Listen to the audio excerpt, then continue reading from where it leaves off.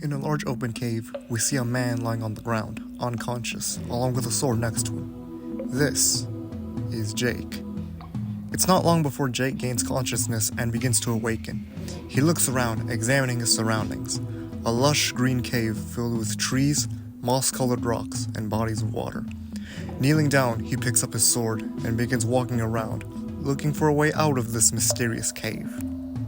He finds a small tree with fruit growing on it. Feeling hungry, he picks one off using his sword and begins to eat it.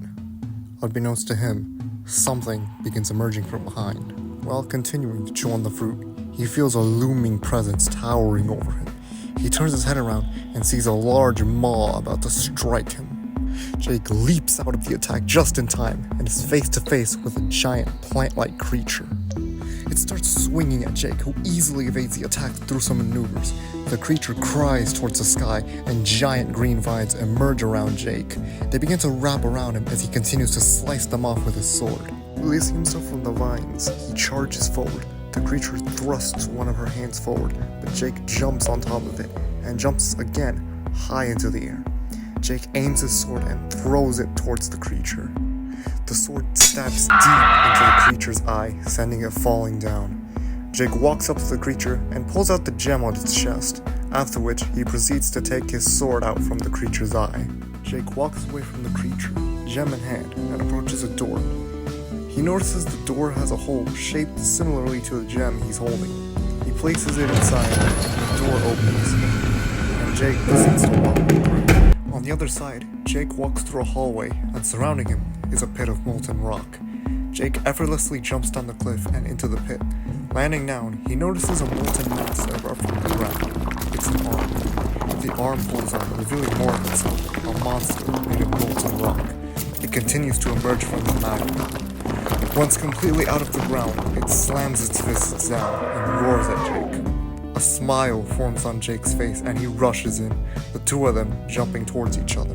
Jake gasps as the attack knocked the wind out of him, but another fist strikes him, the uppercut sending him sky high and back down just as quickly. Jake gets slammed to the ground, but runs from a stomp at the last second. He continues running and throws a spinning blade, but he misses his shot. It instead hit a large, odd-colored stone.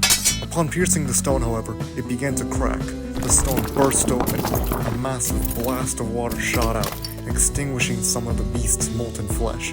Witnessing this, Jake looked around and saw more of these stones. He jumped back onto the ground, picked up his blade, and ran towards the next stone. He stabbed his sword into it and jumped over to avoid the blast of water. He threw his blade to the final stone and continued running. He headed towards one of the beast's arms. He jumped over and grabbed onto it. He continued running down his arm and onto the gem on the beast's chest. He makes his way down and glances towards the final stone, his blade striking it just in time. A burst of water hits the behemoth point blank. He cries out as his body begins to cool down. His upper half breaks off from the pressure of the blast and it falls down to the ground, shattering it into a million pieces. Jake is sent back into the stone, but quickly gets back up. He jumps back down, picks up the gem, and places it inside the hole of the next door. On the other side of this door, Jake is met with a long hallway. The interior is made of stone, with clusters of crystal scattered around. He walks down the hall, observing his surroundings.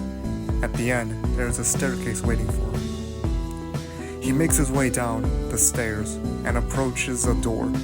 Jake is startled seeing the door open by itself and is met with the outside. He stares at the environment in front of him and walks out the door.